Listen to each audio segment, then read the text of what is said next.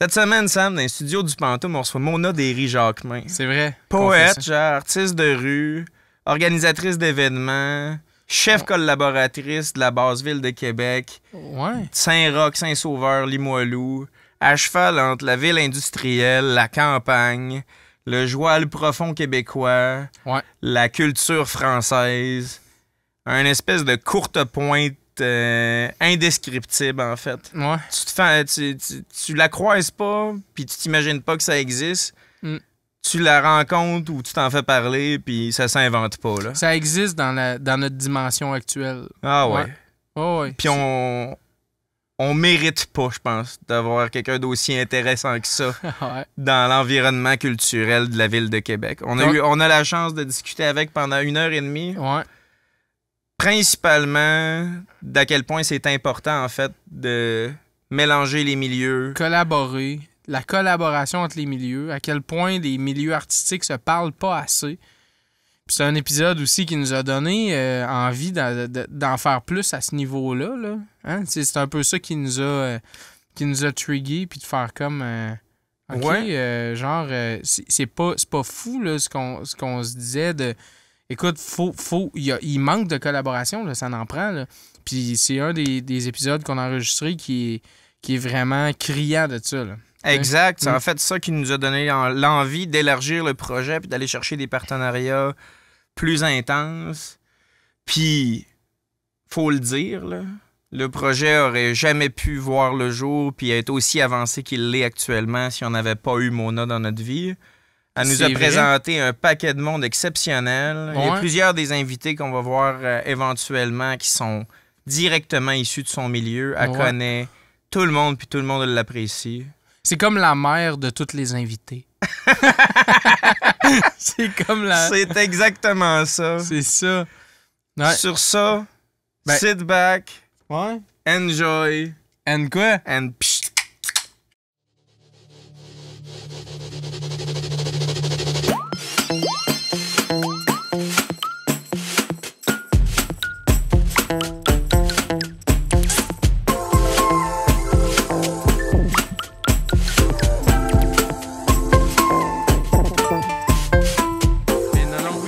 Ça, là, on avait quoi?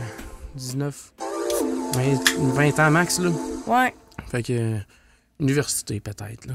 Ouais, fait qu'on se croisait tout le temps, puis on se croisait tout le temps, ça, quand même, au sacrilège, un peu ça à brosse, puis à se jaser ça. Puis. Bonne place pour les rencontres spontanées, là. Le sacrilège, je me suis tenu là longtemps aussi. C'est peut-être là qu'on s'est croisés. Peut-être. Moi, je suis de tous les dance floors, hein. La danse. C'est vraiment quelque chose de très viscéral. Faut être créatif pour danser au sacrilège, par exemple. T'as pas tant d'espace. J'ai vu des choses au sacrilège que je ne me doutais pas que ce soit possible dans cet espace-là. Ouais. Oui. Du body surfing, puis des affaires de même. Là.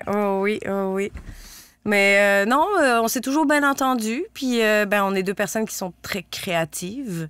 Fait que je pense que c'est toujours des bons matchs pour les personnalités, deux personnes qui parlent beaucoup, deux personnes qui ont beaucoup de projets. Ouais.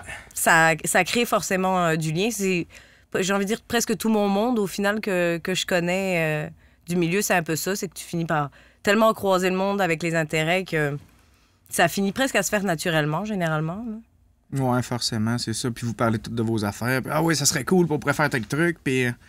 Ça s'enchaîne rapidement, là. Puis je pense que les personnes qui ont l'amour de faire beaucoup de projets et de l'intensité, c'est quelque chose aussi qui a beaucoup d'écho, moi, puis que j'aime beaucoup retrouver aussi chez les autres, du monde qui arrête pas de créer aussi, puis d'imaginer, là.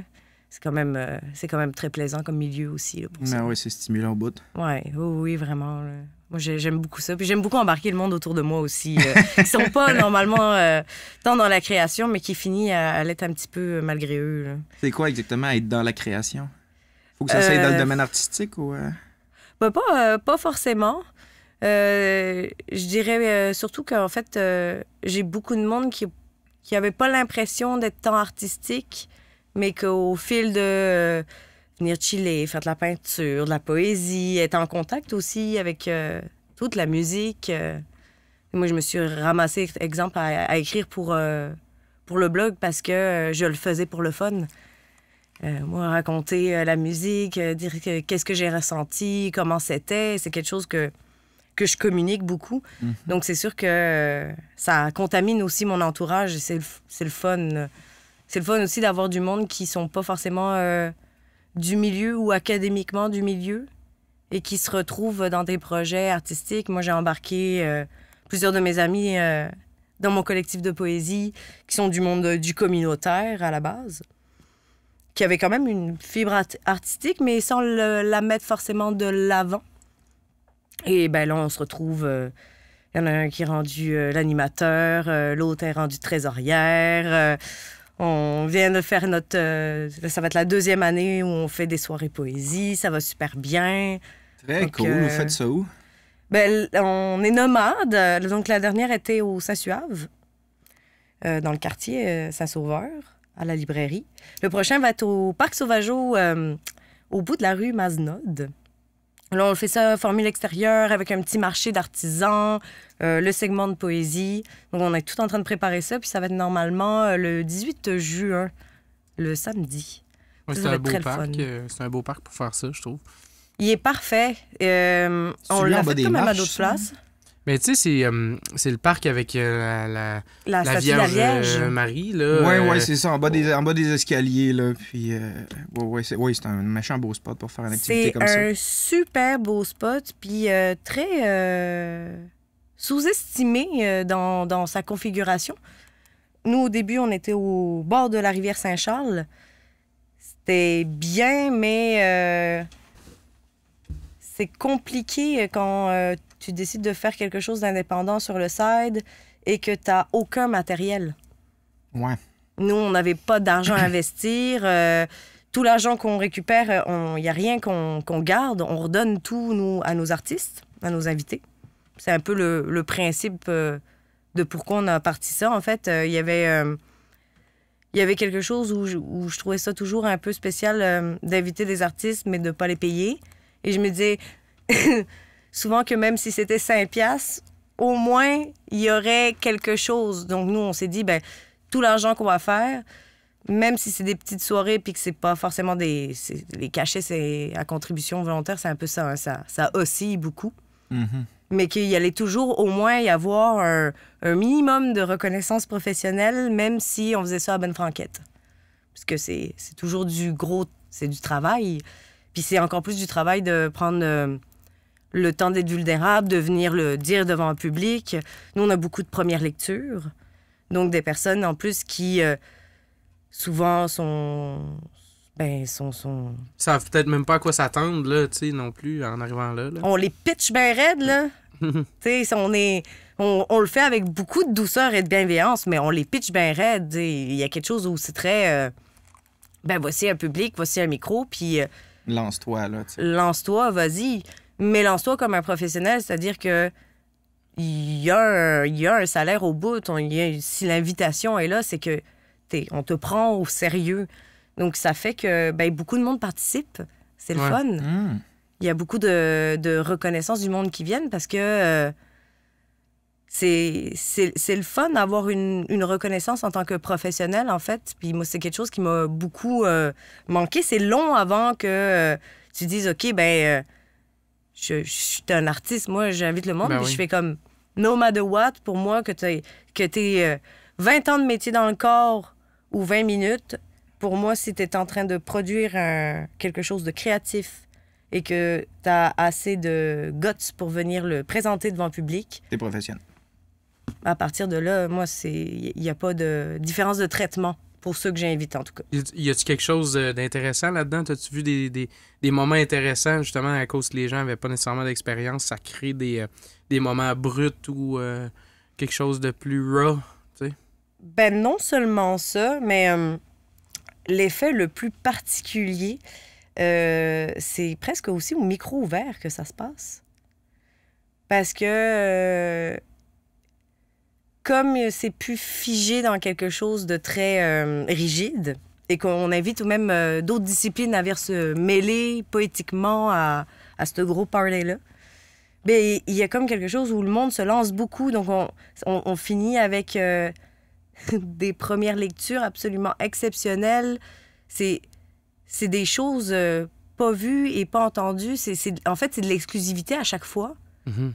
Et c'est particulier parce que ça devient en fait tellement sécuritaire pour le monde qui vient de lire que le monde se lance, puis ça vient lire des haïkus, ça vient lire ce qu'il y avait de caché chez eux, en fait, puis qu'ils pensaient jamais lire. Puis ça, c'est particulier parce que tu peux voir des shows rodés, puis ça va être super bon, mais du monde qui se met tout nu, là... Il y a de montrer leur petite production intime à eux, qui font juste pour eux normalement. C'est fou, là. Puis moi, je découvre des artistes absolument incroyables où, après, ben, quand j'ai, mettons, des contrats, puis que je dois inviter du monde, ben, ça me permet aussi d'inviter des visages qu'on voit jamais, de mettre de l'avant tout le bouillon culturel là, qu'il y a à Québec aussi, parce que surtout en organisation, si tu fais pas attention, ben, tu as tout le temps tendance à être dans la même ligne, inviter le même monde, puis c'est un peu normal. C'est le fun, c'est quand c'est du monde que tu connais, mais même moi, je le fais, là. Mais il y a quelque chose de plus particulier quand tu découvres de quoi. Ça me fait un peu la même chose quand je vais en musique, quand je connais pas les groupes et que je vais couvrir quelque chose, j'écoute pas jusqu'à temps d'y aller. Parce que je veux être saisie, je veux avoir une claque à la gueule, puis faire comme « Oh, wow! » Oh, wow, c'est bon. Là, c'est ça. Bon, ça. Puis de le vivre en live, que ça me traverse, puis c'est un petit peu ça que je retrouve dans les premières lectures en poésie, c'est que, OK, ça se rapproche presque de l'improvisation, de la danse contemporaine. Il y a comme quelque chose de très... fluide, bien. C'est organique. Il y a quelque chose de plus mécanique, c'est plus dans la rhétorique, tu sais. C'est très beau. C'est très, très beau. Moi, juste pour ça, c'est une paye en soi. C'est niaiseux à dire, mais c'est vraiment une paye en soi. Non, c'est vrai, c'est le fun. Je comprends. Puis t'organises des soirées open mic, puis des soirées plus structurées, dans le fond. Mais c'est toute l'œuvre de ton collectif. Comment ça s'appelle, ton collectif? Alors, mon collectif, c'est BDR, comme une petite bière de route, mais c'est Bestiaire poétique des ruelles. Et on est 4 à avoir parti ça. Donc, il y a moi, il y a Noémie Fontaine, il y a William Gauthier, puis Nathan Dubé. Et un petit peu comme les soirées poésie et tout ce qu'on fait, on essaie de garder ça ouvert sur le fait que un peu n'importe qui peut se targuer de BDR. On voulait pas faire un collectif où c'était des membres fixes. C'est-à-dire que moi, tu m'approches avec un projet, bon, ben, go, t'as un projet, tu veux participer, tu veux te targuer d'un nom de collectif puis avoir un coup de main. Tu peux, tu sais, il y a comme quelque chose où on a le goût de faire sur un modèle de collectivité plutôt que sur un modèle de figure de proue ou on a quelque chose avec le culte de la personne qu'on essaie de décortiquer, où on a envie que ce soit quelque chose presque citoyen dans la démarche. Ouais. Puis à date, ça fonctionne bien. Nous, on a fait un projet avec Québec en toutes lettres et le Bureau des affaires poétiques. Donc, ça, c'était super. Donc là, on commence à avoir des petits contrats aussi un peu plus institutionnels. Le Bureau des affaires poétiques? Oui! C'est quelque chose qui existe, ça? C'est quelque chose qui existe. Déjà, il y a des fonctionnaires gouvernementaux que leur job, c'est... ce serait incroyable. Non, c'est une équipe de poésie, en fait, qui héberge des projets, qui lance des projets. Eux, c'était un appel avec la Ville de Québec sur le côté industriel de la Ville de Québec. Donc, c'était super intéressant. Moi, je viens d'une famille ouvrière. Donc, j'aime beaucoup les usines. Étrangement, j'ai une fascination avec les usines qui est assez spéciale. Ouais. Ah ouais? OK. Oui. Ça teinte ta création pas mal? Énormément. Je suis allée justement avec Maëva, notre amie commune, à Havre-Saint-Pierre l'été dernier. Et tout, il y avait du monde qui me disait « Ah, Havre-Saint-Pierre, c'est une ville assez industrielle. T'as quand même pas mal l'industrie en plein milieu. Ouais. Et t'as toujours le bruit continuel. Des machines et tout. Tout le temps, qui coupe le paysage. Donc, t'as le coucher du soleil, mais t'as la machine en continu qui est là, présente. Et moi, j'adorais ça. Et l'appel de rouage était sorti à ce moment-là. Et je me dis, il y a quelque chose à faire avec le fait que dans des paysages de même où il y a de l'usine, surtout dans le village, il y a quelque chose de familier, de rassurant au final à ça. Quand on est habitué à quelque chose, hein, c'est terrible. Hein. Ouais. Donc, il y avait quelque chose où, à Saint-Pierre, moi, je me suis sentie comme chez moi, comme chez mes grands-parents en Lorraine. C'est la même vibe, très petit champ cute d'un bord, tu te retournes de l'autre bord, puis t'as l'usine à... Paysage dévasté par une grosse usine à côté. Il y a un contraste là-dedans, tu sais, puis souvent... Très intéressant, je trouve, en création, le contraste, ben moi, c'est quelque chose que je trouve qui est... moi, ça me fait triper des contrastes dans n'importe quel domaine créatif, fait que oui, ça crée c'est ça, ça crée un genre de contraste. Ben oui, puis il y a vraiment quelque chose avec les quartiers ouvriers, moi, je trouve ça toujours particulier. Les coins de mobil-home, où il y a quelque chose où moi, je me sens très à l'aise dans ces lieux-là. Demain matin, tu me mets là, il n'y en a pas de problème. Tu vas le partir, ton 4 roues, là, puis tu vas la faire, la run. Là. J'ai mon côté redneck en moi qui est toujours pas très loin, effectivement. On n'est jamais au bout des surprises de me retrouver sur un 4 roues pas loin avec ma 22. Ouais. Un autre contraste chez toi, je trouve aussi que c'est comme autant fille de la ville, une fille de lettres, une fille de poésie, puis en même temps, une fille qui aime ça tirer du 12 sur des canettes, puis à la pêche. Il y a personne de civilisé qui aime pas tirer du 12 sur des canettes. Là. C'est un mensonge. C'est parce que tu l'as jamais fait que t'aimes pas ça, c'est sûr. Ben, c'est vrai que j'ai un peu une personnalité de camionneur en tutu. J'aime beaucoup jouer avec ça, mais c'est ça, c'est très intrinsèque à la personnalité que j'ai. Ça va bien aussi avec le fait que j'ai 2 origines très différentes. J'ai habité 2 endroits très différents. Je viens de la campagne autant que la ville. Il y a quelque chose de très... où j'aime beaucoup jouer avec ça. Et comme même au niveau de la personne que je suis, comme moi je me définis par il et elle, il y a comme quelque chose où... j'ai énormément de contrastes moi-même. Donc, de le refléter dans l'art, le refléter dans tout ce qu'il y a de beau et de laid, parce que je trouve que c'est ce que j'aime aussi beaucoup de ce que j'observe chez l'humain, c'est l'espèce de contraste de tendresse et violence. Je dis souvent que j'aime les humains autant que je les haïs, parce que peut pas y avoir d'amour sans, des fois, cette... C'est dur d'avoir du beau sans laid. Oui. Je trouve qu'il faut travailler dans la vie pour avoir de la beauté. Il faut qu'il y ait l'autre pendant un petit peu. Là. Ça peut pas être que tout beau, malheureusement. Ben, heureusement, en fait. Moi, j'aime bien. J'ai mon petit côté un peu trashy aussi en moi. Donc, il y a ce côté-là où j'apprécie aussi le côté, des fois, plus violent du monde. Je pense aussi que ça pousse à la création autant que la beauté. C'est un bel équilibre. On le lit un peu dans ta poésie. Ce côté trash-là, bien assumé, mais qui est en contraste justement avec du beau. C'est quelque chose qui te parle beaucoup, là. Ouais. Ben, il y a quelque chose où je trouve que quand tu acceptes le fait que tout a une part de beau, tout a une part de... On va parler en termes très... judéo-chrétien, mais de bien et de mal.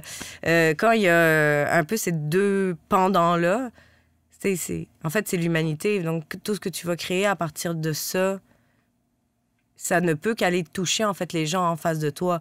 Plutôt que... moi, j'ai toujours trouvé ça spécial quand j'entendais le monde parler autour de moi, puis que le monde cachait un peu leurs défauts ou le côté un peu loufoque qu'ils avaient en eux. Puis moi, je trouve que c'est ce qui rend attachant au final. C'est ça qui donne de la saveur aux personnes un peu. Oui. Il y a un côté où tu peux créer du lien puis de l'attachement, parce que comme l'autre se montre dans toute la palette d'humanité qu'il est, ben, c'est là que ça devient intéressant. Là. Une vulnérabilité, un peu, tu sais. Oui. Il y a quelque chose que je trouve vraiment intéressant dans ce que tu dis, parce que tu parles beaucoup de contraste, puis d'où tu as grandi et tout, mais tu sais, il y a, puis tu l'as un peu abordé, là, il y a quand même une perspective très démocratique là, ou populaire à ta manière d'aborder ça. Aller chercher l'artiste en tout le monde, aller chercher le beau dans l'industriel, le lait dans la campagne, tu sais, ça ramène un peu tout le monde égal puis compatible finalement là. C'est un peu, ça a l'air d'être un peu la vocation de ton collectif, tu sais, c'est-tu je me trompe-tu en disant que c'est comme une émotion que tu vas chercher ou un feeling que tu as? Oui, complètement. Je me trompe complètement. Ah oui, tu te trompes complètement. Hein. Dans le champ BRL. Oui, parce que quand j'ai commencé à aborder, moi, les milieux littéraires... Comment c'est arrivé, excuse? Assez naturellement, j'ai toujours écrit. Je pense que le jour où j'ai su enchaîner des phrases sur une feuille de papier, c'était fini. J'ai commencé à écrire des poèmes, des tunes, des histoires. Ça n'a jamais arrêté. J'ai toujours eu cet amour-là en moi de communication. C'était très... et j'ai toujours voulu vivre de ça. Donc, moi, tu m'aurais parlé à l'âge de 10 ans et je t'aurais dit que je voulais être écrivaine. Ça a toujours été très viscéral. Donc, j'ai abordé beaucoup en lisant moi-même, en me lançant dans des collectifs. Il y a le Cercle des auteurs de la relève à la Maison de la littérature.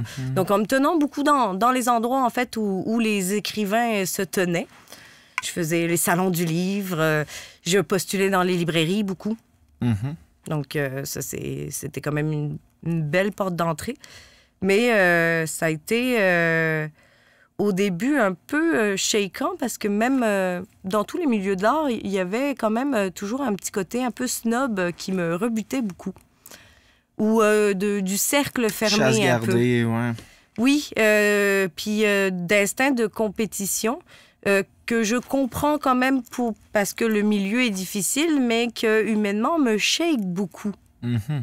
Étant donné que je suis beaucoup quelqu'un qui est très coopératif. Moi, je suis très, c'est ça, démocratisation, faisons des coops et es-tu correct, veux-tu qu'on s'entraide? Donc, moi, je suis beaucoup là-dedans, donc c'est sûr que ça a été violent, mon premier rapport, en fait, avec l'art, avec le milieu de l'art, plutôt. Ouais, où je m'attendais à ce que ce soit très ouvert et finalement ça ne l'était pas toujours, surtout quand tu navigues dans des milieux plus littéraires, librairies, donc plus les côtés où tu traites avec les institutions. Donc c'était un peu plus difficile et je trouvais ça dur, moi, avec l'anxiété sociale. D'aller dans les soirées poésie, de m'exposer aussi. Je pense que il a fallu que je sorte moi-même de ma coquille pour aller vers les autres. Ce que j'ai éventuellement fait pas mal avec la Maison de la littérature. Ça a été un beau terrain de jeu, cet endroit-là. C'est ça qui a été ton tremplin principal. Oui.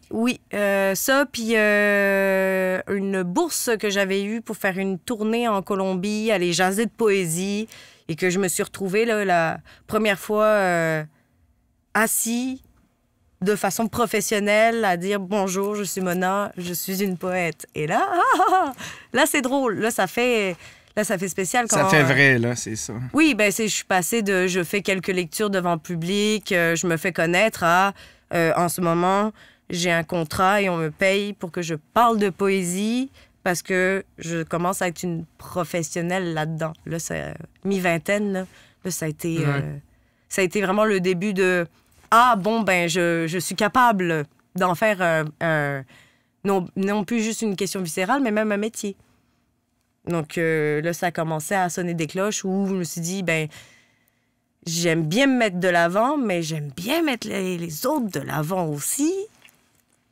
Comment je peux réconcilier les deux? Comment je peux faire pour que les deux, ça matche? Et les soirées poésie ont commencé à la librairie où j'étais à l'époque, au Mot de Tasse, en 2017-2018.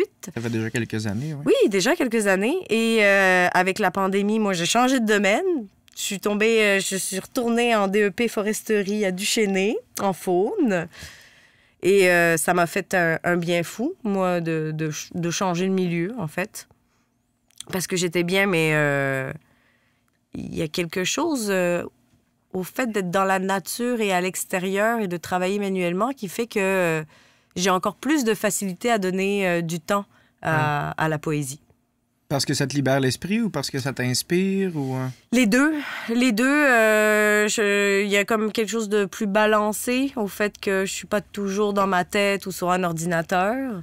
Et il y a le côté où c'est super inspirant de faire des choses de ses mains, en fait.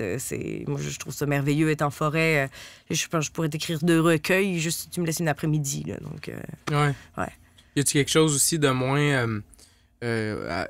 ça t'enlève peut-être un peu de pression de dire j'ai ça aussi, je suis pas obligé de me creuser la tête puis d'essayer absolument de soit publier un recueil ou whatever pour gagner ma vie puis avoir l'impression de faire de quoi de ma vie. Est-ce que ça te permet de choisir plus tes projets? Ça me permet quelque chose de plus connexe. Surtout, ce qui est très intéressant quand tu es un artiste, c'est d'avoir des temps plus morts au niveau du travail régulier, mais d'avoir quand même un certain filet de vie. Ce qui est pas pire quand tu es saisonnier. Parce que c'est sûr qu'en étant saisonnier, tu travailles l'été, tu bosses fort, mais l'hiver, tu as un temps où tu peux te donner complètement à la création. Et tu ramènes pas de job le soir à la maison. Hein? Tandis que quand ton travail est créatif, tu travailles juste continuellement. Continuellement. Puis librairie indépendante, tu fais tout là, de A à Z. T'es toi avec ta boss, puis il faut que tu fasses runner un commerce. Donc, c'est sûr que le soir, tu rentres, puis ça se peut que tu sois encore sur l'ordinateur. Donc, il y avait quelque chose de too much, je dirais. Parce que de toute façon, je ne pense pas que je payerais mon appartement avec la poésie demain matin. Hein? Soyons réalistes tout de même. Idéalistes, mais réalistes.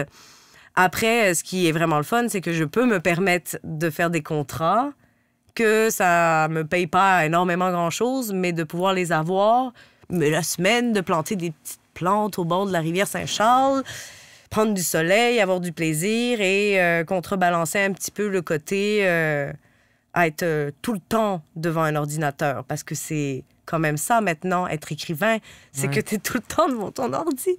Donc, il y a un moment donné où c'est un peu aliénant aussi. Oui.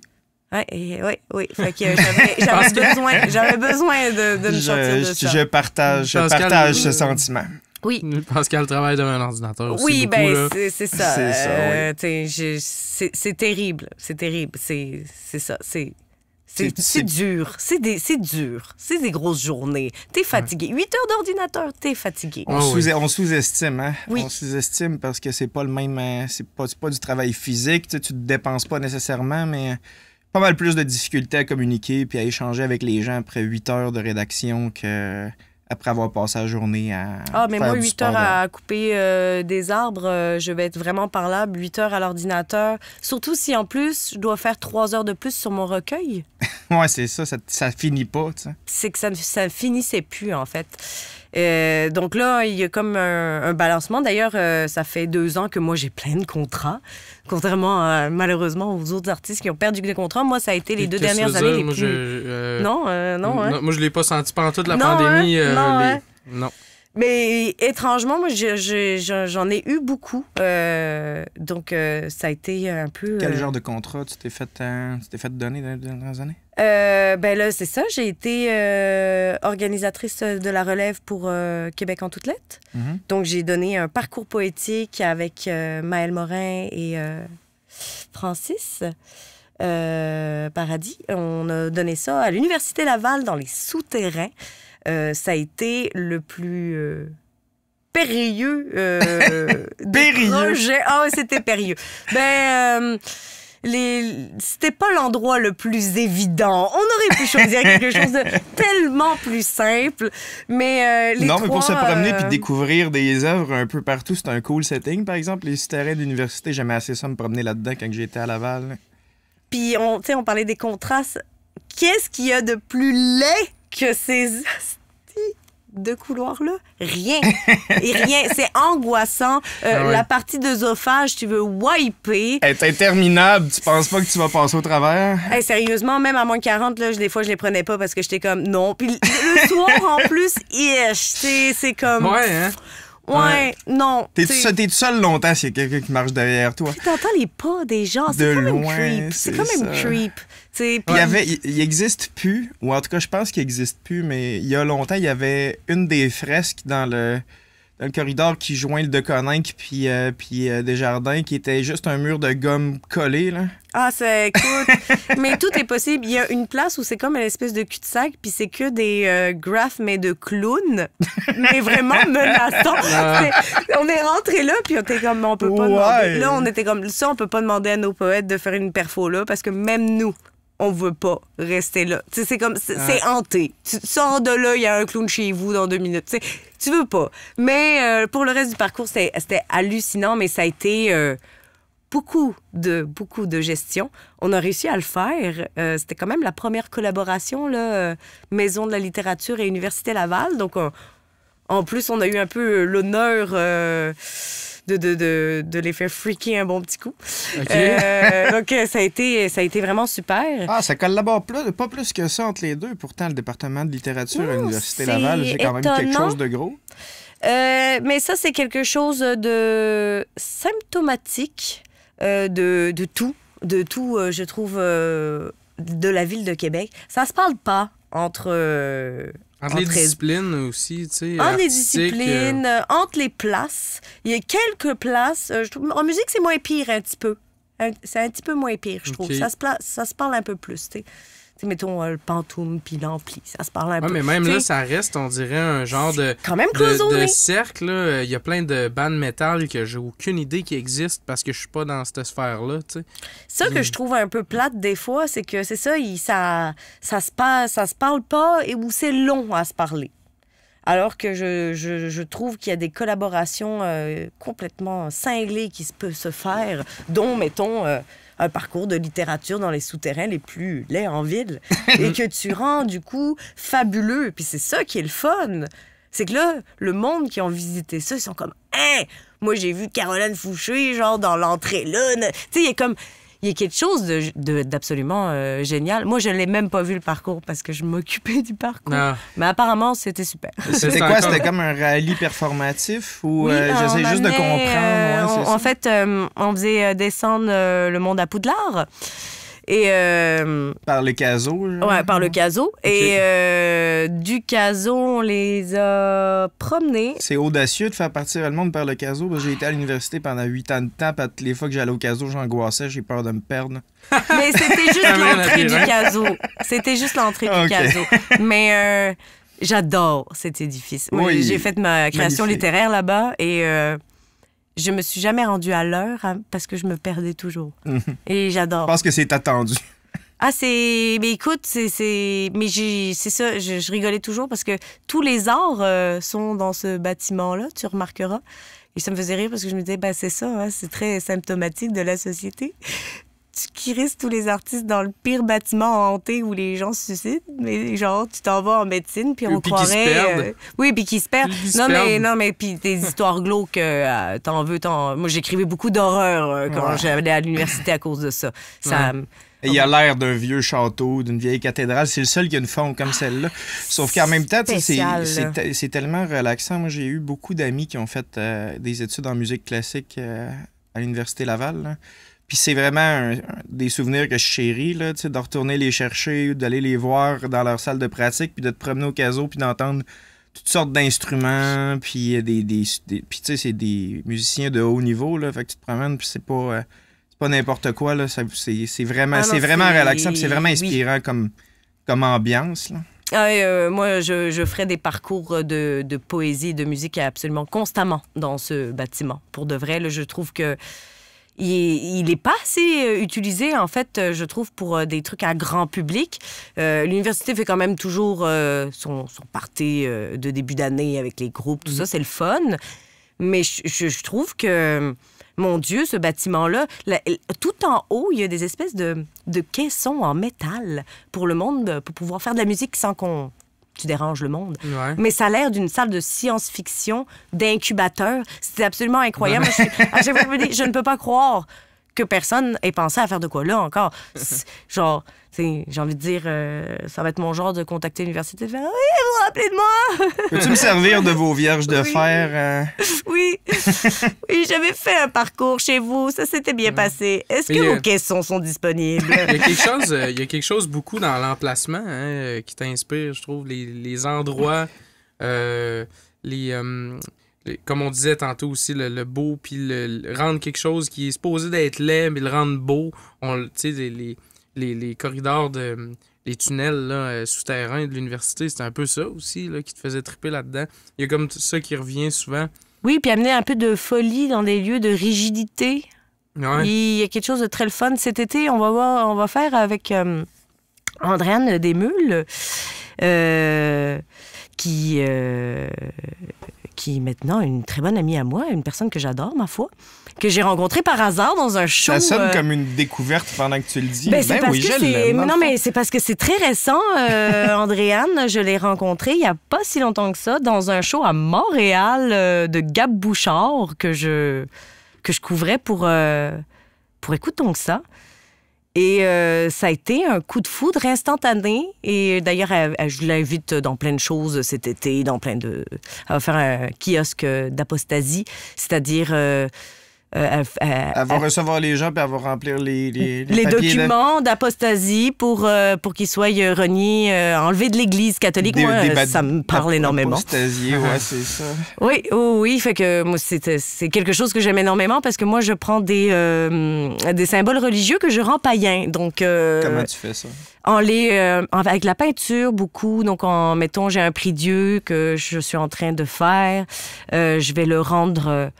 complètement bienveillant avec la peinture, des symboles féminins, l'utiliser dans des concepts de poésie. Donc, reprendre un symbole et le remettre païen. C'est vraiment ça que je fais. Donc, Okay. Je prends des croix en bois que je peins avec des couleurs d'arc-en-ciel. Il y a vraiment quelque chose où je fais un peu ce que l'Église a fait avec les païens, mais le contraire. Tu fais encore un peu ce que je disais tantôt. Tu ramènes, puis tu ramènes ça à terre. Puis c'est un peu la même chose que tu disais par rapport au cercle fermé de l'art, puis que ça a été violent ton entrée, versus le collectif que tu as créé ou le blog que tu entretiens. C'est tout le temps de faire...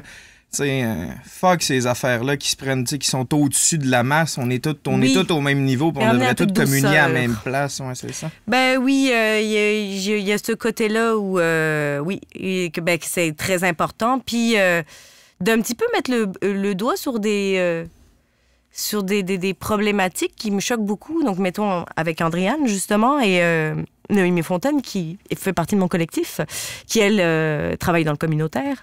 On va faire des sessions de flânage. Donc, c'est-à-dire qu'on va aller dans des lieux stigmatisés, vraiment faire de la sensibilisation sur le flânage, sur le fait, justement... que même dans l'espace public, les personnes qui sont taxées de flânage vont être obligées d'être productives à quelque part en se faisant donner des tickets, par exemple. Donc, il y a une espèce de stigmatisation sociale. C'est tellement une twist intéressante. Là. Ben, écoute, puis c'est vraiment une grosse réalité. Puis justement, moi, comme j'ai énormément de personnes qui travaillent dans les milieux sociaux et communautaires, c'est une grosse réalité, là. Le parvis, par exemple. Ben, puis que si tu es dans un espace public, il faut forcément que tu aies un but, que tu ailles du point A au point B. Tu ne peux pas juste occuper l'espace si tu n'es pas dans une productivité qui est complètement aliénante et capitaliste, surtout quand... ne serait-ce que payer un ticket. Ne serait-ce que ça. Donc, il y a toute une démarche par rapport à ça que nous, on va faire. Évidemment, ben, c'est une démarche aussi qui est quand même auprès de lieux qui sont sensibles. Donc, on va faire ça pour que les lieux ne soient pas dérangés non plus ou plus stigmatisés à ce moment-là. Parce qu'il faut quand même respecter l'espace des personnes qui habitent justement ces lieux-là. Il y en a que c'est leur lieu d'habitation. Tout en même temps sensibilisant et en donnant peut-être un regard un peu nouveau sur des aspects de l'itinérance que il y a pas tout le monde en fait a une conscience de qu'est-ce que ça implique Donc, comme exemple, ne même pas pouvoir occuper un lieu sans être complètement persécuté. Donc, ça va être une grosse démarche, ça, qu'on a cet été, entre autres. Donc, on est on essaye le plus possible d'être dans l'action citoyenne. Nos soirées poésie, toutes les soirées commencent par une intervention de quelqu'un du communautaire ou d'un organisme ou d'une entreprise de Québec qui aide à un niveau social. Donc, la dernière fois, c'était Droit de cité avec Alex Tremblay. La prochaine, ça va être mon papa qui va venir parler d'économie sociale et d'un petit peu les réseaux pour les petites entreprises et pour le tourisme durable, qui est chose qui a besoin d'être fortement développée parce que on voit beaucoup de projets immobiliers / résidentiels ou touristiques qui ont absolument pas de bon sens et qui ne font qu'appauvrir un peu plus. Donc, c'est tout, il va venir tout parler un petit peu, décortiquer tout ça sur le côté comment on peut inviter le monde à venir découvrir les beautés de notre province sans tout décalisser, en fait. Ce qui est quand même une bonne chose. Un apprentissage qu'on se rend compte qu'on a besoin depuis la première année de la pandémie. Là. Oui. La Gaspésie avait l'air d'un territoire dévasté par la guerre après. Oui, après oui, mais tu sais, même plus loin que ça, de faire... en fait, il y a beaucoup de régions... En fait, la Gaspésie, je pense que c'est, comme on dit... des dérapages qui n'auraient pas eu lieu d'être. Après, ce que c'est plus axé, c'est plus le fait qu'il y a vraiment des places inusitées et magnifiques. La Gaspésie, c'est magnifique, mais le monde, s'il se gage tout en Gaspésie, c'est parce qu'il y a beaucoup de places qu'on ne connaît pas ou qu'on n'a pas conscience que ça existe au Québec et qui sont à se péter la tête sur les murs tellement que c'est beau. Comme par exemple... écoute, moi, je suis grande fan du Saguenay, dois-je avouer, comme, mettons, les Monts-Valin, que je comprends pas, que le monde... C'est effectivement magnifique. C'est un des plus beaux paysages que j'ai vus. C'est niaiseux, mais là, ça commence, mais toute la Haute-Côte-Nord, passer les Escoumins, c'est... absolument décalissant tellement que c'est beau. Donc, il y a vraiment des places où ça mérite d'avoir un petit peu plus de visibilité. En fait, tout le monde se retrouve un peu aux mêmes endroits. Personne va au nord du fleuve, en fait. Non. Ou alors, c'est des aventureux puis ils connaissent ça. Là. Ou des Français. Ça, c'est très étonnant. Ça, je pense, c'est la seule place qu'à chaque fois que je suis à quelque part d'un petit peu sauvage au Québec, il y a toujours des Français parce que c'est ceux qui recherchent un peu plus. Et comme ils sont de l'extérieur, ils cherchent un petit peu plus. Ouais, puis c'est ce qu'ils se sont fait vendre du Québec. Oui. Les grands espaces, les grands territoires. Oui, moi, faire de la route pendant 12 heures. Puis parce que le monde, aller dans le nord de l'Abitibi, mettons, faire un stage de plantes sauvages...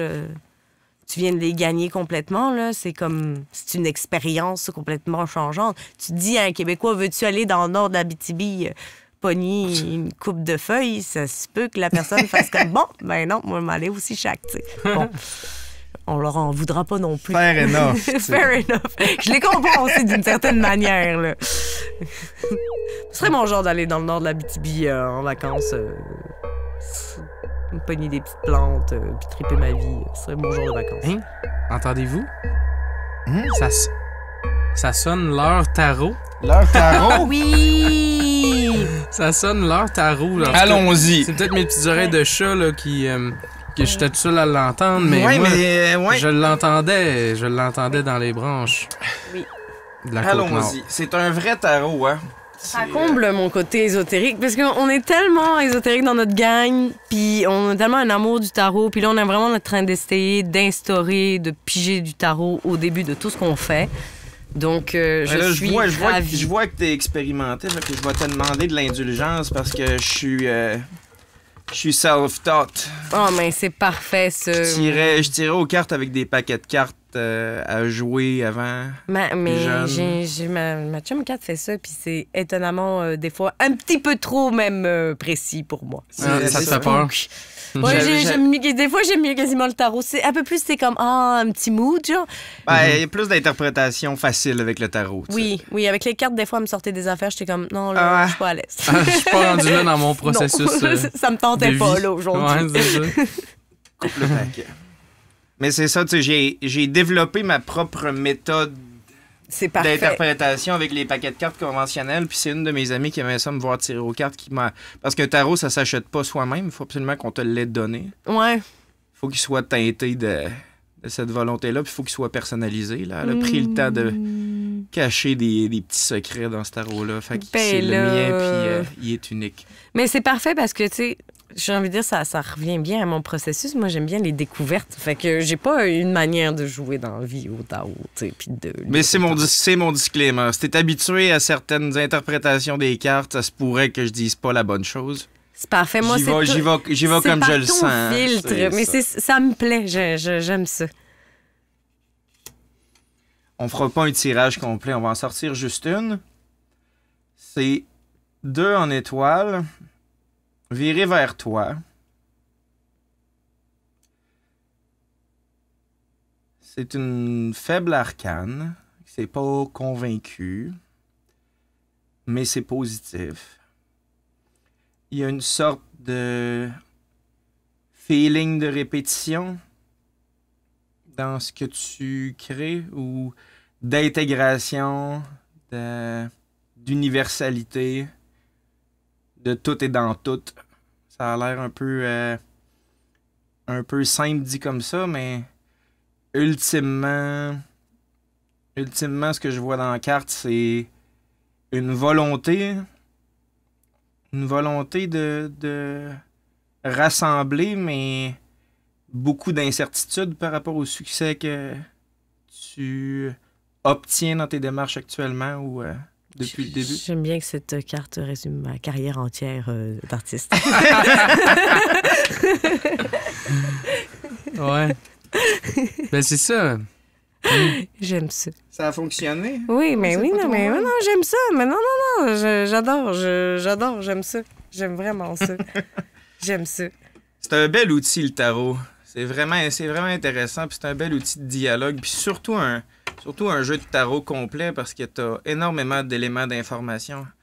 Puis ce que ça permet de faire, c'est juste un dialogue avec la personne. Pourquoi t'as l'impression que t'as pas tant de succès? Pourtant, t'arrêtes pas de montrer. Je suis dans un collectif, j'ai déjà eu des contrats récemment. Je suis pas en train de dire que t'es prétentieuse dans ta manière d'en parler, mais pas du tout, sauf que t'as vraiment l'air de fonctionner ces temps-ci, puis t'as l'air de motiver un paquet de monde à créer aussi. Il vient de où ton sentiment de... Je pense que ça vient...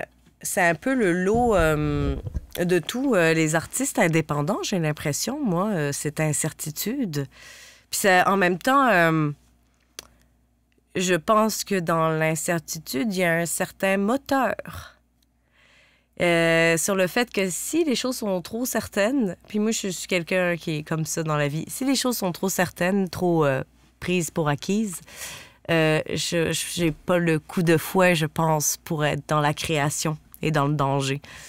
Donc, moi, j'ai l'impression que, je sais pas, il y a de la certitude sur le fait que j'aime ce que je fais, et l'incertitude, je pense, vient du fait que c'est ultra incertain. Être du côté des arts, hein. On se le cachera pas, c'est un gamble un peu constant. Mais en même temps, je pense que c'est cette prise de risque-là aussi qui est intéressante. Mm-hmm. Je sais pas pour vous, comme créateur, comme vous voyez, mais il y a comme une espèce de côté où ça peut te brûler, mais en même temps, c'est ça qui est thrillant à quelque part. Le fait que faut que tu ailles la flamme, là. Ouais, puis c'est ça. L'incertitude donne un genre de edge, j'ai l'impression. Que, tu sais... Faut que je crée non seulement parce que j'ai besoin de créer, mais si je crée pas, je vais littéralement crever de faim. Et comme, ouais, c'est un double moteur, là, presque, là. Puis, il y a comme quelque chose où quand tu fais un peu tout par toi-même, Et c'est certain comme le tabarouette, là, quand tu te retrouves à faire tes demandes de sub en même temps que ta création, en même temps que de monter des projets. En fait, ça n'arrête jamais, donc c'est toujours un peu incertain. Comment tu vis les petits échecs? T'sais, on parle de demande de sub. Tu as sûrement eu des refus de demande de sub. Comme tout des le monde, même des refus d'édition, de tout ce que tu veux. Là. C'est la base quasiment d'une carrière artistique. C'est de dealer avec ces refus-là. Mais de manière générale, comment tu le fais? Est-ce que toi, ça te craint ou ça te... Ça me craint quand même beaucoup. Sur le fait que j'ai l'impression que ça me fait aussi travailler sur le fait que c'est bien de se faire dire non dans la vie, puis de devoir bosser 2 fois plus fort. Quand tout est trop facile, on n'a pas de raison d'améliorer ce qu'on est en train de faire non plus. Ben, exactement. Puis ça m'a pas non plus empêché. En fait, j'aurais pu me dire, mettons, les maisons d'édition, j'ai pas de retour. Bon, en même temps, je suis pas la personne qui envoie le plus de trucs, mais tu sais, j'ai quand même une couple de refus. Fait que j'aurais pu me dire, bon, ben, tant pis, j'arrête ça là, c'est fini. Mais à la place, je me suis dit, il y a personne qui veut me publier. Tu vas voir. Ben, je vais faire des soirées poésie, puis je vais me crisser sur le line-up. Merci. Puis il y a comme quelque chose où je me suis dit, dans quelques années, vous allez le regretter. Hein, mais tabarnak. Ouais, c'est ça. Mais tu sais, il y a comme quelque chose où, moi, ça a été mon moteur de faire, ça m'empêchera pas de faire le projet. Tu sais, ça a toujours été un petit peu ça de... j'ai le goût de faire telle affaire. Ben, OK, qu'est-ce que je peux faire pour me donner les moyens si j'ai pas eu la sub? Les soirées poésie, j'aurais pu me dire, j'ai pas eu de sub. Quand j'ai demandé à Ville de Québec pour les faire, il était comme, mais madame, vous êtes un peu toute seule, là. On peut pas faire grand-chose puis vous donner du cash. Je fais, OK. Qu'est-ce que je peux faire? J'ai fait une petite demande de manifestation, puis je suis allée voir la police, puis je dit « Salut! Si je rassemble à peu près tant de monde à tel endroit pour faire une soirée poésie, puis que j'identifie mon monde, puis que je fais telle affaire. » Puis tu sais, je suis allée chercher tous les moyens possibles humains. Mes amis m'aidaient, j'avais du monde que je connaissais pas qui était là comme bénévole. Mon école de foresterie m'a prêté et maintenant donné des dossards pour identifier mon monde, parce que c'était comme fin pandémie. Puis j'ai réussi à faire quand même. Donc, il y a comme quelque chose où... mais c'était ultra incertain. En plein mois de mai, en grosse pandémie, faire un rassemblement, même extérieur... T'es beaucoup nourri dans ta création par le challenge, parce que, tu sais, à base, visible, tu sais, à base, ce qui est déclaré, c'est que ta création, c'est de la poésie. Puis d'avance... Ouais. Pardon si ça vient d'un préjugé, mais tu sais, si ton ambition, c'est de faire de l'écriture, c'est pas choisir la poésie qui est nécessairement la voie de succès la plus simple, mettons. Oui. Ah, non. Mais j'aime les choses compliquées. Oui, visiblement, tu sais, depuis le début. Oui, mais tu sais, moi, je suis quelqu'un qui est très intense dans la vie. Je veux dire, il y a du monde, ils me rencontrent, ça fait 2 minutes, puis ils sont comme, OK, t'es intense. Puis je suis comme, oui, je suis intense, je suis pleine de contradictions, je ne suis que intensité et feu brûlant. Donc, c'est sûr que il y a quelque chose où ça se reflète dans mon travail, dans mes amours, dans absolument tout aspect de ma vie où faut qu'il y ait quelque chose, faut qu'il y ait un peu de chaos à quelque part puis d'incertitude. Sinon, je pense que je me ferais un peu chier. Vois-tu, là? Fait que tu crées pour tuer l'ennui, finalement. Ben oui, je pense qu'il y a quelque chose de très... ça remplit, tu sais, il y a comme quelque chose de la création, ça remplit, ça peut te remplir une vie assez intensément, là. Puis moi, j'ai beaucoup de plaisir à être intense dans la vie. Quand j'étais plus jeune, des fois, je cachais un peu plus ma flamboyance et j'essayais d'amoindrir ça pour amadouer un peu les gens et pas leur faire trop peur dès le début. À cause, étais-tu dans un milieu où c'était des comportements qui étaient réprimés, ou tu dis que tu viens d'un milieu plus ouvrier? Ou... pas forcément. Être une femme et avoir beaucoup d'intensité, je te dirais que c'est assez... C'est en soi un bagage enough pour faire peur à ben du monde. Mais en même temps, ça sélectionne beaucoup les gens autour de moi. Donc, j'aime beaucoup ça. Et depuis que je vis cette intensité-là extrême, parce que, mettons, ce soir, je suis quand même pas si pire, Non, à date... À soir, je suis très normal, chilling. Ça, c'est ton look normal. Je t'ai vu pas mal plus flamboyant. Normalement, je suis avec des grandes robes colorées, des gros make-up. J'aime ça. Je suis très extravagante. Moi, j'ai la culture queer et drag queen de tatouer sur le cœur jusqu'à la fin des jours. Moi, me mettre une grosse perruque et avoir l'air de Dolly Parton dans arriver une soirée, là, c'est mon trip. Là. C'est comme ça que j'aime me présenter. Et être énormément dans l'intensité. Ce qui fait que ça se représente absolument partout dans ce que je fais. Puis être écrivaine, être devant un ordinateur, puis de triper autant sur l'intensité, des fois, t'as-tu déjà essayé de trouver des manières de rendre ce processus de création intense, tu sais, quand t'écris, comment tu fais pour donner de l'intensité quand t'es devant un ordinateur, pour t'inspirer, tu sais, c'est un challenge pour toi? Ben, l'ordi, je pense que c'est à toute fin pratique la finalité de tout ce qu'il y a eu avant.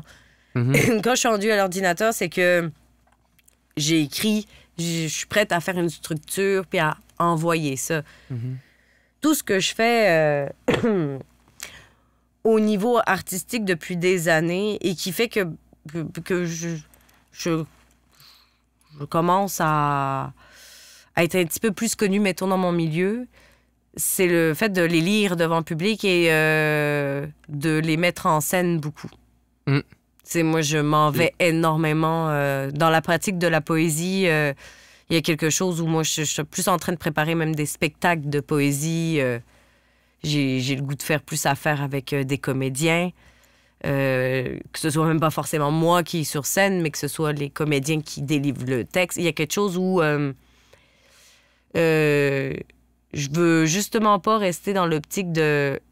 Puis c'est quand même correct de le faire, mais de lire avec la feuille devant le public, tu sais.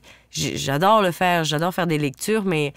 Même cette construction-là, tu veux la challenger. Là. Ah oui, complètement. Oh oui, puis moi, avec le côté burlesque, toute cette réappropriation de l'image, du corps, justement, en tant que femme, il y a quelque chose, je trouve, de ultra intéressant au niveau artistique. Là.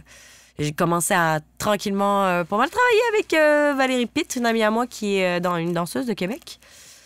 On a fait une petite résidence là, à la Maison de la danse dernièrement. Et j'ai énormément de plaisir à mettre de la danse avec de la poésie au travers. Je me rends compte que du mouvement, c'est ce qui me manquait, moi, au niveau de ce que je fais au niveau de la poésie. Donc, ouais.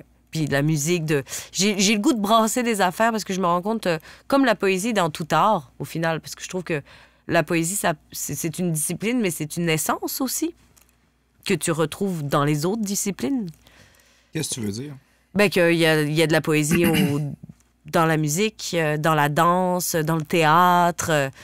Tu regardes un paysage et il y a de la poésie. La poésie, c'est quelque chose de...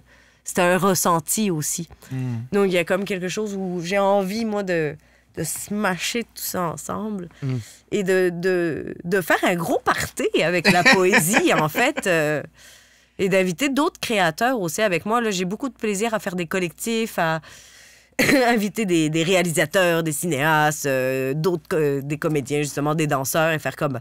Faisons de l'art multi, tu sais. Confronter les pratiques entre elles, puis t'en parlais un petit peu plus tôt, même à l'intérieur des champs de pratique, à l'intérieur de la Ville de Québec, je veux dire, la communauté artistique de la Ville de Québec n'est pas énorme, on n'est pas une métropole, là, puis à l'intérieur des disciplines, il n'y a pas tant de communication, fait qu'encore moins d'une discipline à l'autre, c'est vraiment rare qu'on trouve quelques personnes qui vont faire du touche-à-tout, là, tu sais. En art visuel, je connais quelques personnes qui essayent, tu sais, qui font du performatif, qui mélangent du sonore, de l'art multi au travers de ça, mais souvent, c'est eux autres qui vont avoir été chercher des inspirations un peu partout. C'est pas nécessairement des œuvres collectives ou des travaux collectifs. Ben, c'est là où je pense que c'est très intéressant, c'est d'aller chercher d'autres personnes, parce que je pense que, évidemment, qu'il y a bien des choses que je pourrais faire tout par moi-même, là. Je pense que j'en serais capable avec l'intensité que j'ai. Je trouverais des moyens. Mais il y a quelque chose de tellement intéressant d'aller chercher d'autres créateurs, de s'asseoir puis de faire... Là, on va donner naissance à quelque chose et dans cette œuvre-là, ben, il va y avoir un peu de nous trois ou de nous quatre ou de la gang. Et là, ça prend une dimension parce que je pense que quand tu le fais avec souplesse, ça t'emmène dans des endroits que tu n'aurais jamais pensé aller. Ça va forcément t'amener en dehors de ta zone de confort. Ça va forcément t'amener des perspectives que ça t'aurait jamais effleuré l'esprit. Nous, quand on a fait Rouage, le fait d'avoir Valérie qui était au mouvement et d'avoir Étienne Belzile qui était à la caméra, ça a amené l'œuvre complètement ailleurs de mon idée de base. Là. Ça n'avait plus rapport. On était complètement ailleurs. Et le résultat, j'avais le goût de brailler tellement que c'était beau. Puis j'étais comme, wow, c'est ça que ça...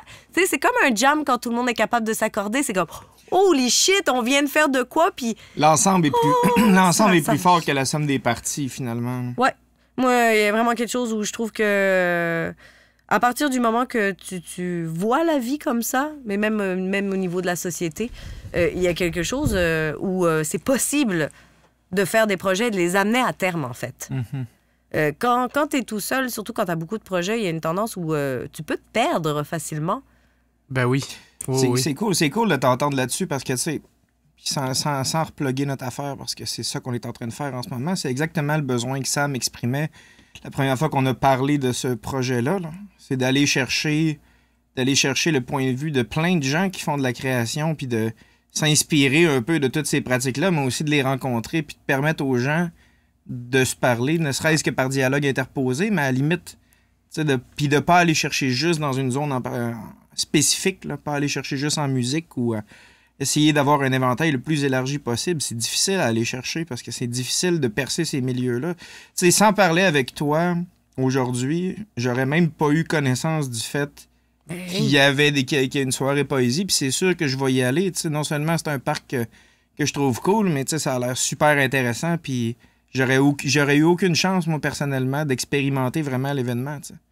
Il manque comme quelque chose pour ça à Québec. Ouais. C'est comme si les gros événements étaient reliés, puis que tu sais, mettons, ce qui se passe dans les grosses places, mais qu'au niveau indépendant ou au niveau plus vitalité culturelle, il y a comme un pont ou une plateforme, je sais pas, quelque chose là, pour que le monde puisse relier, puis...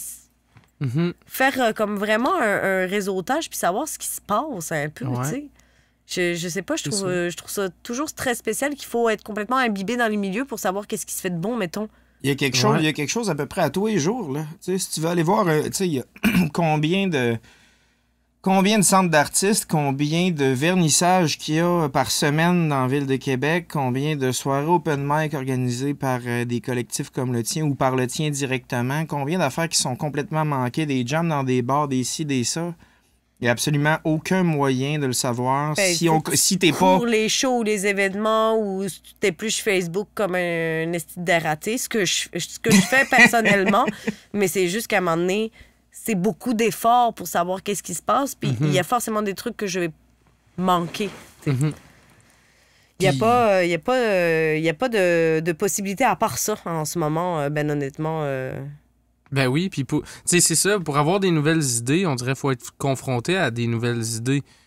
Tu sais, puis avec ton vécu, ce que tu as appris, toi, la manière dont tu voyais les choses, quand tu es confronté à une nouvelle idée, quelqu'un qui vient d'un autre milieu, des affaires que tu savais même pas qu'ils existaient, c'est là que tu prends ton bagage, puis tu la jumelles avec cette idée-là, puis ça crée quelque chose de nouveau, tu sais.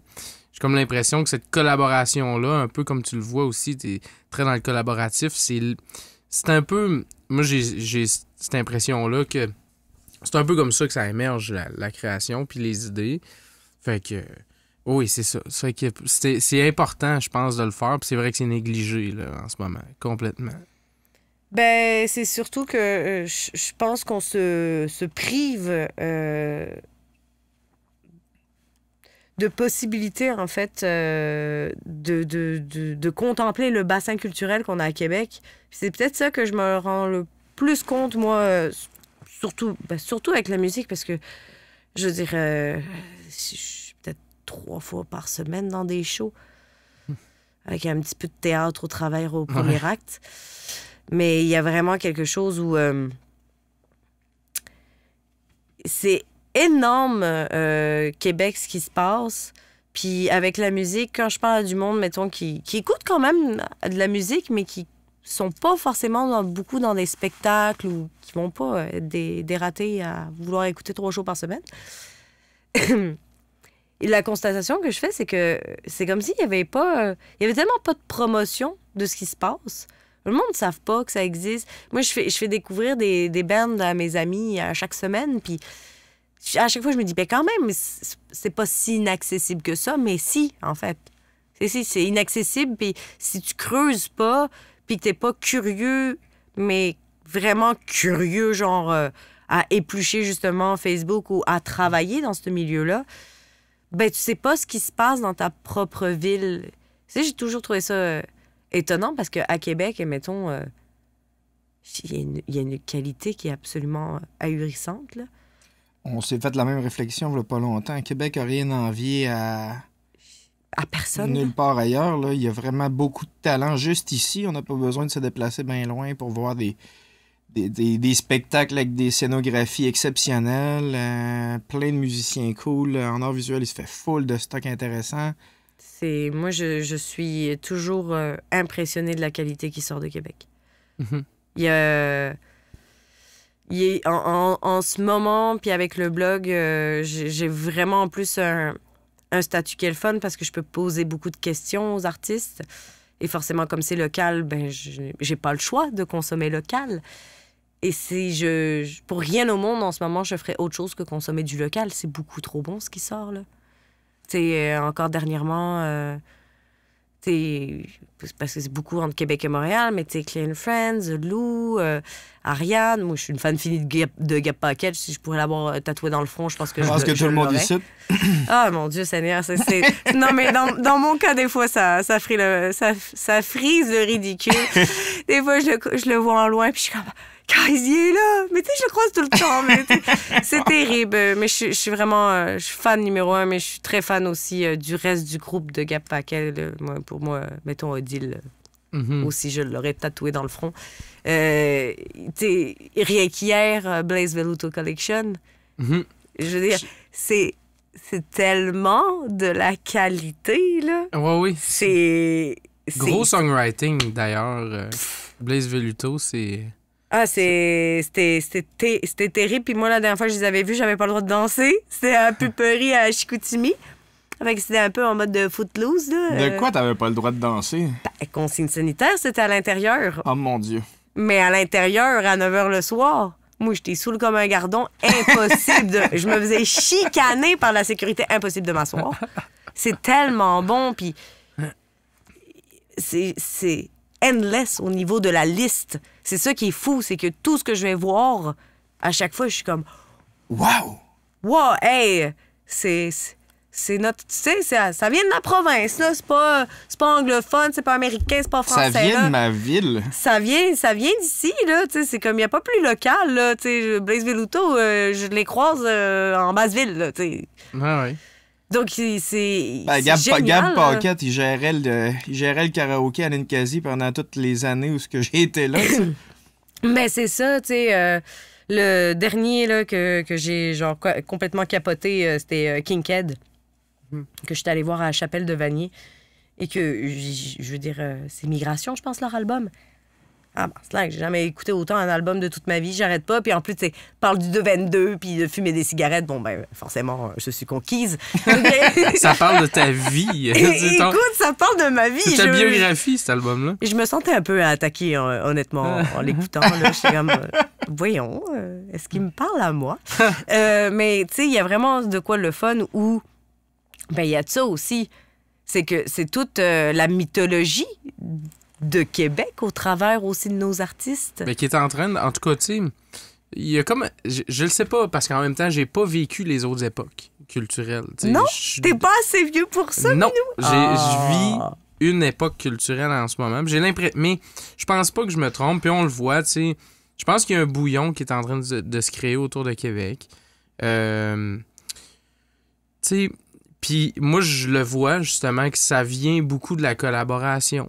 Oui. Tu sais, depuis qu'on a commencé à collaborer beaucoup à Québec, mais on le fait pas encore assez, comme tu dis, mais depuis qu'on a commencé à le faire, ça a vraiment créé un genre de hub, de... Manquerait juste que le cinéma se ramène un peu plus à Québec, puis je pense qu'on aurait gagné quand même pas pire. Les gens de vidéo, c'est donc bien compliqué. Ben là, tu sais, il y en a quand même... Mais t'sais... non, mais toutes les... beaucoup, je vais pas dire toutes, ne généralisons pas. Beaucoup de personnes réalisateurs et réalisatrices sont encore obligées, malheureusement, de monter à Montréal parce que il n'y a pas énormément de production encore à Québec. Donc, ça commence. Les gros studios sont là-bas. Les gros studios sont là-bas. Mais mettons, pour ramener ça à ici et à ce que tu dis, là, qu'est-ce qui manquerait, de ton point de vue à toi, Mona? Quelle institution ou quelle machine pourrait être créée qui favoriserait ça, cet échange-là? Faire prendre la sauce ou faire relever le gâteau. Une machine à LSD. Juste donner du LSD à tout le monde dans l'eau. C'est sûr. Après ça, tu jases un peu. Non, mais très sérieusement, en fait, j'ai l'impression que, non pas que ça va passer justement par les institutions, mais plutôt par c'est peut-être un mauvais terme que social. j'utilise. Là, Moi, j'ai l'impression que ça va passer par le social. Il y a déjà quand même pas mal d'actions puis de places qui commencent justement à communiquer. Donc, je pense que je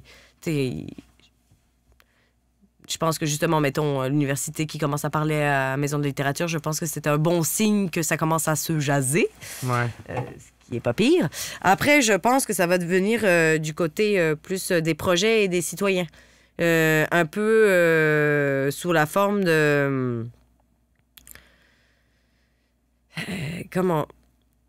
de créations qui vont un peu rassembler le monde. J'ai l'impression, mettons, le Pantoum le fait bien. Ben oui, c'est... Avec les pièces de théâtre, avec les expositions photos, avec la musique. Je pense que... Ils ont beaucoup... ils essaient de rassembler beaucoup d'artistes visuels dans leurs projets. Oui. D'ailleurs, le Pantoum... pour prêcher pour ma paroisse. Ouais, c'est ça, mais c'est ça. Mais tu sais, je prêche aussi, je trouve que même si je regarde ça avec un peu d'œil extérieur, j'ai l'impression qu'ils ont quand même fait partie un peu de ce boom-là qui est en train de en de musique, se faire, oui, absolument. Si on regarde ça de manière pragmatique, quand même, c'est pas... Oui, complètement. Moi, en tout cas, en tant que spectatrice, j'apprécie hautement le lieu. Moi, je découvre le 3/4 de ma musique ici quand même. Hein. Je suis là souvent. J'aime beaucoup les gens qui y travaillent en plus, donc c'est sûr que ça aide généralement. Je mettrai des stickers absolument partout. Je pantoumise la ville de Québec. Donc, c'est sûr que je suis vendue, mais si je suis vendue, c'est parce que, en tant que personne mélomane et qui consomme de la musique et qui consomme d'autres arts multi, justement, ils viennent combler un besoin qu'il n'y a pas énormément de salles qui comblent. Il y avait la Méduse qui comblait ce besoin-là, mais ça s'est relaxé un petit peu. Mais sinon, le 3/4 de l'émergence, en tout cas, c'est pas mal ici que ça se passe. Donc, il y a comme quelque chose où je pense que plus ça va brasser, que... Puis nous, on n'est pas le seul collectif d'artistes. Je pense que plus les autres collectifs aussi vont embarquer du multi, que les autres salles vont commencer à embarquer du multi, que les institutions vont jaser puis commencer à s'ouvrir aussi. Et ça se fait. Ça se fait lentement, mais ça se fait. De toute façon, il y a un besoin. Ben, j'ai envie de dire... Alors, tout est dans tout. Tout est en tout, comme ma carte. Si le moule ou le reste du moule, ou des lieux ou des espaces qui sont alloués pour faire de la création, ne suivent pas les artistes vont décalisser ailleurs. Ouais. On l'a vu. Je veux dire, avant, c'est pas qu'il n'y avait pas d'art à Québec. C'est que les artistes partaient dans des lieux où ils pouvaient faire de l'art. Là, ce qui a changé, c'est que maintenant, le monde peut rester à Québec en se disant « Ah, ben je peux être poète, musicien, slash ce que tu veux. » La ville l'accueille maintenant. Ben oui, puis exactement. En musique, l'exemple parfait de ça, en musique, là, parce que je connais mieux ce domaine-là, c'est le festival d'été, quand même, qui ont commencé à s'ouvrir à la scène locale de Québec. Oui. Puis le festival d'été, c'est pas juste le festival, c'est plein, là, c'est beaucoup Partout, de salles de spectacle, ouais, c'est l'Impérial, Ben, fait que là, on ça. voit de plus en plus des artistes locaux de la Oui. ville se produire à l'Impérial. Cette saison-ci, on le voit beaucoup. Puis c'est ça qui fait qu'on garde nos artistes ici, là, tu sais. Ben, peut-être en poésie, plus on va avoir des espaces bienveillants, ouverts, que ça va être des gens de la relève, de la diversité et du contenu qui a de l'allure, il n'y a aucune raison que ça ne devienne pas le plus gros bouillon de poètes ever. Il n'y a que ça, des poètes. Il n'y a que ça, des gens créatifs à Québec. C'est ça qui est fou. C'est que c'est tellement vu comme une ville de fonctionnaires que ça a longtemps été pris là-dedans. Mais si tu donnes les conditions favorables à l'art est partout, tout le temps. Les artistes vont juste être dans les lieux où ils peuvent créer. Puis avoir un... Moi, si Québec était resté comme dans les années 90, comme quand j'étais à Saint-Jean-Baptiste au primaire ici, puis qu'il n'y avait rien qui se passait, T'aurais sacré ton camp. mais oui, je serais allée à Montréal, puis j'aurais fait ma carrière, puis je serais en train de faire des choses à Montréal ou même à Trois-Rivières, parce que c'est là qu'il y a le festival de poésie, tu sais. Mais je serais pas à Québec. Et au début que je faisais de la poésie, au début, je voulais décrisser à Montréal. C'est qu'il y a un moment donné où je me suis dit, mais je peux peut-être me donner, moi, des espaces. Je peux peut-être forcer le dialogue qui n'existe pas. Finalement, le gros message que j'entends là-dedans, c'est parlez-vous donc, calice. Oui, puis faites. Faites-les. Attendez pas. Les institutions, puis je veux dire... Puis Pas à votre place. Personne ne fera... En fait, personne fera les espaces à notre place. En fait, les espaces, il faut les habiter, il faut les vouloir. Puis même au niveau citoyen, tu le vois, tu sais, comme des projets, mettons, à Limoilou, à l'asile, où c'est toute une réappropriation de l'endroit pour éviter que ce soit des usines ou des entreprises plus ou moins favorables à la famille et aux petites maisons autour. Ben, il y a comme quelque chose où, en fait, si on se réapproprie pas les lieux et l'espace, personne, et surtout pas... les politiques en général, tu sais, je veux dire, même la ville de Québec fera pas une soirée de poésie pour moi. Donc, à un moment donné, je suis mieux d'en faire une. D'appeler la police, puis de faire une manifestation de poésie à place, tiens. Voilà. On va trouver un moyen, tu sais. Donc, il y a comme quelque chose Ça fait partie un peu de la job du créateur de se trouver des manières créatives de se faire ses opportunités. Oui, pour citer Jurassic Park, la vie trouve toujours un moyen. C'est bon, une belle citation. Oui. Sérieusement, bon, je pense que je clorerais l'épisode là-dessus. C'est la meilleure manière de finir ça. La conversation est encore intéressante. On te met pas dehors comme d'habitude, mais ça, c'est le mot de la fin, c'est évident. On se donne une main d'applaudissement. La vie trouve toujours un moyen. Bravo. Merci, La vie merci trouve beaucoup. toujours un chemin, oui.